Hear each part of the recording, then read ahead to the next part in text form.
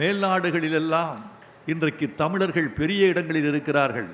நாசாவில் தமிழன் இருக்கிறான், மைக்ரோசாப்டில் தமிழன் இருக்கிறான், உலகத்தின் பெரிய நிறுவனங்களில் தமிழன் இருக்கிறான்.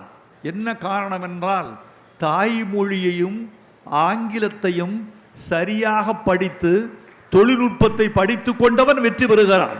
அவனுக்கு தெரிந்த மூன்றாவது மொழி கைகளின் மொழி, உழைப்பின் மொழி, மூளையின் மொழி. தமிழை படித்தான், தாய்நாட்டில் உறவாடினான், ஆங்கிலம் படித்தான், உலகத்தோடு உறவாடுகிறான். மூன்றாவது மொழி என்பது எதற்கு? இந்த மூன்றாவது மொழி என்பது மூன்றாவது கை.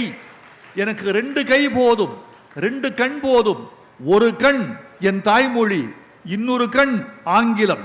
என் ஒரு கை தமிழ், மறுகை ஆங்கிலம். மூன்றாவது கண் எதற்கு? மூன்றாவது கை எதற்கு? தேவையில்லை. எங்கள் பிள்ளைகளுக்கு இருமொழிகளை சரியாக கற்றுக் கொடுங்கள். அதிலிருந்து அவர்கள் பெருமை பெறுவார்கள். தாய்மொழியை கற்றுக்கொள்ளுங்கள். தாய்மொழி என்பது கண்ணை போன்றது. ஆங்கிலம் பிறமொழி என்பது கண்ணில் அணிவிக்கிற கண்ணாடியை போன்றது.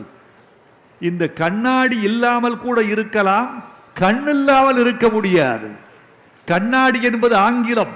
கழற்றி வைத்துவிட்டு கூட நீங்கள் தாய்மொழி என்ற கண்ணோடு வாழ முடியும் என்பதை மறந்துவிடக்கூடாது.